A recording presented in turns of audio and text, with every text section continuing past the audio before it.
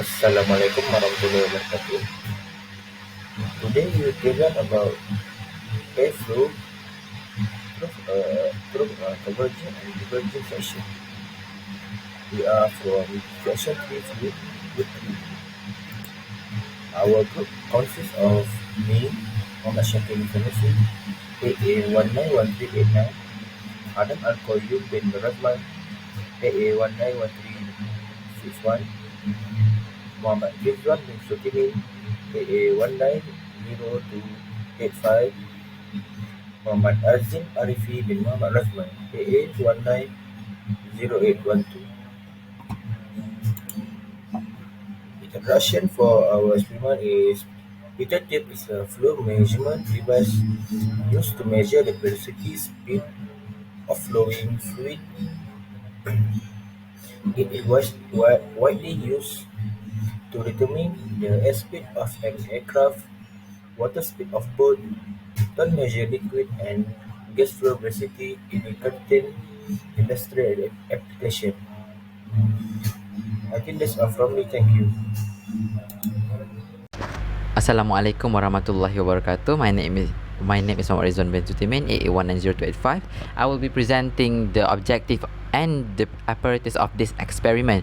Okay, let's continue. First, the objective of this experiment is to measure the distribution of total pressure and static pressure. The second one is to measure the changes of air velocity along the converging and diverging section. And last one is to compare this data gathered with the prediction of Bernoulli's equation. Okay, next one we will be presenting the apparatus. Okay, the apparatus is like the image in this slide. So let's go to the apparatus. Apparatus of this experiment. We have nozzle. Second, we have converging and diverging section. Third, we have pitot tube arrangement. Here we will adjust the X, and then we have multi-tube manometer with the specific measurement, and then we have a water tank. This will distribute the water, and then we have the main switch and VFD switch. Thank you, that's all from me. Let's continue to the other part.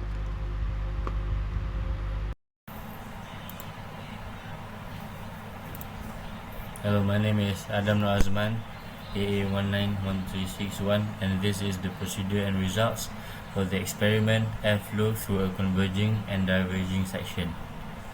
For the procedure, this experiment is a very simple one. So there are only 5 steps, and the first step is to switch on the main switch and the VFD as shown in the picture. The next step is to press start button to start run the blower. The third step is to take the pressure readings H1 and H2 at different distance of X, which represents the vertical height of converging and diverging section for the same flow rate. The next step is to repeat the experiment while changing the X and to stop the blower, and these are the results. As for the results, there are 3 main columns which represented by X, the H and the P. The X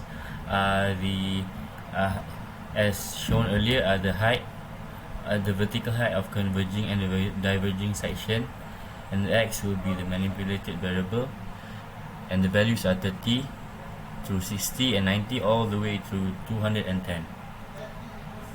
When the X are set, we will get the pressure reading of H1 and H2 respectively. The values are 40 all the way to 25, and for the H2, 85 all the way to 110, which are then converted to meters.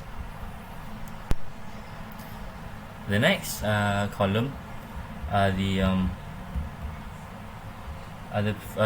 pressure calculation, and to get the value, it is given the formula above, which P equals to pressure P equals to the raw air and the gravitational acceleration, which are multiplied by 0.3 minus by h1, which we will get the value as seen on the screen. As you can see, as the value of x increases, the value of h1 decreases, while on the other hand, as the value of x increases, the value of h2 also increases. The same goes for the first column of the P of h1. As the value of x increases, the value of P also increases. It is also the same with the second column, but on the third column, as the value of x increases, the value of P decreases. That's all from me. Thank you. Assalamualaikum. My name is Muhammad Azim Arifid bin Ramzani, and this is my metric number 88190812. And I will continue the presentation for the airflow through a converging section experiment with the calculation, conclusion, and reference part. So in this particular example that I'll be showing you, this is the only calculation that is done for the x value of x equal to 30 millimeter. So for other calculations for other x values, it needs to be done in pretty similar way as shown right here. But in this presentation, I'll be showing you only the calculation for the x equals to 30 millimeters part. So let's start with the calculation. So x equals to 30 millimeter, and the first thing that we need to find is the value of h1. And at the same time, we will be given the density of the air. It is equal to 1.22 kilogram per meter cube. So to find out the value of h1, we use the formula of P equals to rho gh. So it also equals to density of air times by 0.3 minus h1. Then we plug in all of the information that we have. We get 0.385 millimeter, the value of h1 for x value equal to 30 millimeter. So for the value of h2, it goes with a similar process, which is P is equal to rho gh, and rho air times by 0.3 minus h2, and we do the same thing. We put in all of the information that we have, so we get a value for h2, which is 0.215 millimeter.